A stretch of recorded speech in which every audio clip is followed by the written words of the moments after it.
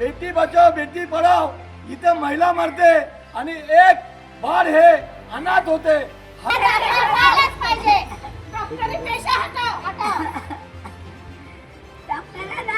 माझ्या मुलाला मारलं त्यांना त्यांना आमच्या पुढे आणून उभा करा.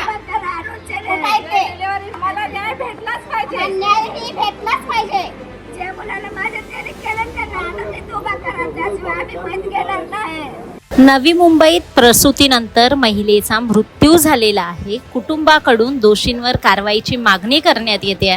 दोन्ही डॉक्टरांवर कारवाई झाल्याशिवाय महिलेचा मृतदेह हाती घेणार नाही अशी नातेवाईकांनी ठाम भूमिका घेतली आहे.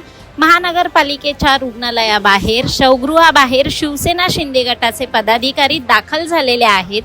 शवगृहाबाहेर नातेवाईकांनी देखील घोषणाबाजी करत मृतदेह हाती न घेण्यावर ठाम असल्याचे सांगितले. आपण पाहतोय की नवी मुंबई महानगरपालिकेचा गलथान कारभार वारंवार आम्ही आपल्या निदर्शनास आणून देत आहोत.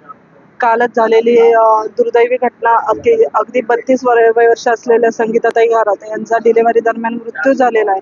कंटिन्यू 2 तास ब्लिडिंग झाल्यानंतर जर डॉक्टरांना कळत असेल की त्यांना हलवण्याची किंवा हे करण्याची गरज आहे तर यासारखं दुर्दैव इथे नाहीये. आपण पाहतोय की बऱ्याचशा सुविधांचा अभाव नवी मुंबई महानगरपालिकेत आहे. बऱ्याच वेळा डिलिव्हरीला पुरेशी साधनं नसल्यामुळे ते जे असेल किंवा सायन रुग्णालयामध्ये पाठवलं जातं. या संदर्भात आपण वारंवार जवादे सर असतील किंवा आरोग्य विभागाशी पाठपुरावा केलेला आहे, परंतु त्याबाबत अजून काहीच सुधारणा झालेला नाही.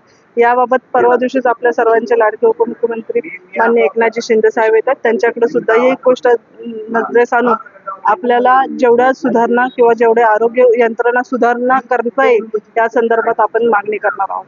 मी ज्यावेळेस आले ना तर डॉक्टर बोलले की मी त्या डॉक्टरना विचारलं. ते डॉक्टर बोलले की मी म्हणलं असं का झालं तर डॉक्टर बोलले की ब्लड गेल्यामुळे असं प्रॉब्लेम झालाय.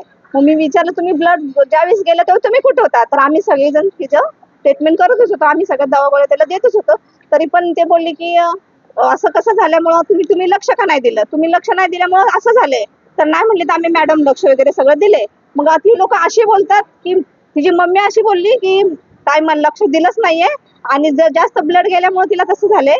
आणि काय बोलली की डॉक्टर काय म्हणली ह्या मुलीने आम्हाला लय त्रास दिलाय. डिलिव्हरला ज्यावेळेस आणले ना तर ते डॉक्टर बोलली ह्या मुलीने आम्हाला लय त्रास दिलाय. त्याच्यामुळे काय केलं असेल तर त्यांनी मी काय सांगू शकत नाही.